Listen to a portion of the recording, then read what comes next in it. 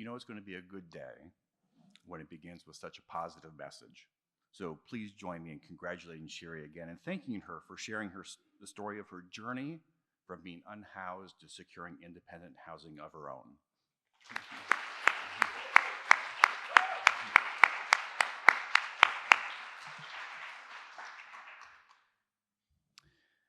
You know, large-scale developments in housing take considerable time, effort, and patience, not to mention resources. So it's important that we take time as we're undertaking that work to celebrate individual successes such as Sherry's, because truly we're housing people one person at a time. And her journey is also a good reminder that housing requires many partners doing their part, working in harmony to achieve those successes. In Sherry's case, she had the Valley Mission, Valley Community Services Board, Valley Homeless Connection, Augusta Health, and Valley Supportive Housing all contributing to the outcome that we saw in her video. Now that we've grounded this morning's meeting in hope for housing, I'm pleased to welcome you to our second Saul Housing Summit. My name is Dan Layman, and I'm the CEO of your community foundation, and I'm working alongside some very talented and dedicated individuals on our housing planning team, including Crystal Moyers from Augusta Health, Lydia Campbell from Valley Community Services Board, Olivia Wright from Shenandoah Valley Partnership, Chris Lassiter, my colleague at the Community Foundation, and our newest members, Anna Levitt from Capsol and Philippe Bone from the Central Shenandoah Planning District Commission, as well as our facilitators, Chris Bennett and Avi Hopkins from the Spark Mill. And whether you've been with us on this journey since our first summit in October, or you're joining us for the first time today, you're likely wondering about the steps that we've taken since we met over 9 months ago.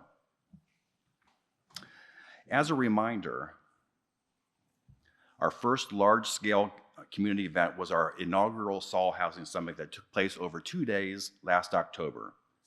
We welcomed 170 participants on day one for several learning sessions.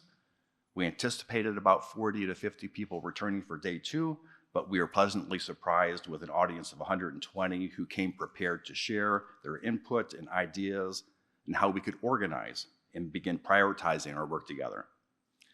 If you are with us in October, would you please raise your hand? So glad to see so many of you back for today.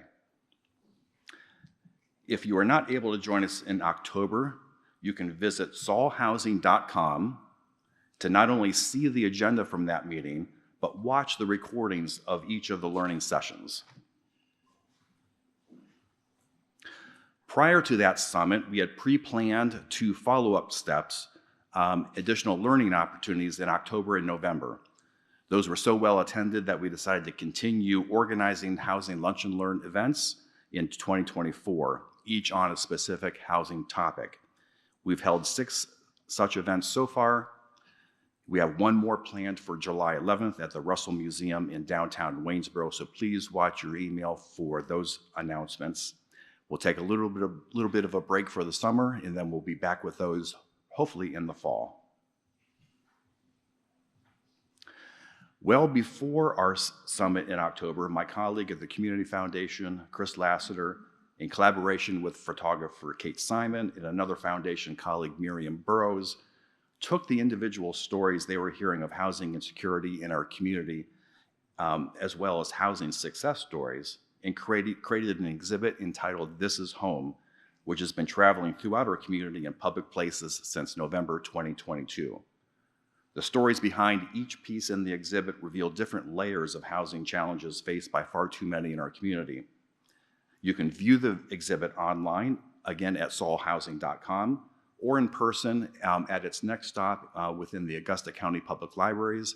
We'll be in Churchville and, Jennifer, where else? Middlebrook, thank you. And following the first summit, we continued our working relationship with Virginia Housing, which had sponsored that summit. If you're not familiar with their work, Virginia Housing is a quasi-government body dedicated to helping Virginians attain quality, affordable housing. They had invited us to participate in a panel presentation at the Governor's Conference on Housing last November to compare different approaches to regional housing summits. Virginia Housing also brought their manufactured and modular housing showcase to Stanton, and in fact in this very same room in April. And sometimes quite often, timing can be everything. Our work together to address housing insecurity happens to coincide with the comprehensive plan updates underway by Augusta County, Stanton, and Waynesboro. And several of us have had the opportunity to participate in their listening sessions on housing and related topics. And behind the scenes, the Community Foundation and Augusta Health have also been setting aside funding to begin investing in housing solutions when they become apparent to us.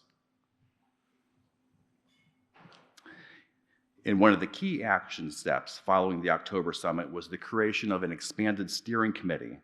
They came together for 3 lengthy planning meetings to take the input that we received from you in October and began designing the structure of our work ahead, which will be the focus of our time together later this morning.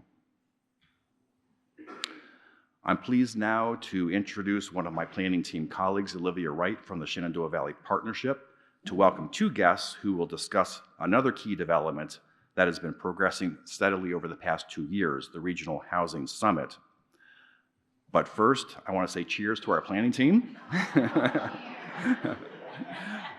to the steering committee, and to all of you for your dedication to learning and acting on what needs to be done to address housing insecurity.